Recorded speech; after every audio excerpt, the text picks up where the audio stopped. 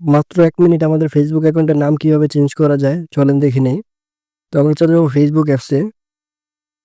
এসে এখানে 3 line menu বারে ক্লিক করে দিব। তারপর এখান থেকে একটু নিচে চলে আসবো। সেটিং এন্ড প্রাইভেসিতে ক্লিক করে দিব। আবার সেটিংসে ক্লিক করে দিব।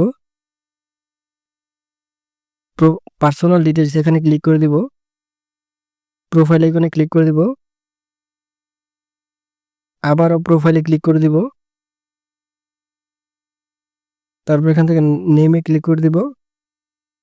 তো আমরা এখান থেকে ফার্স্ট নেম অর সারনেম ২ টা দিয়ে দিব।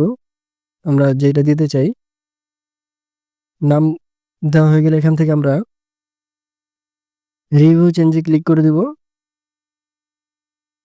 তারপর এখানে ২ টা নাম শো করবে। যেটা আমাদের পছন্দ হয় সেটা সিলেক্ট করে চেঞ্জ সেভ চেঞ্জে ক্লিক করে দিলে আমাদের নামটি চেঞ্জ হয়ে যাবে।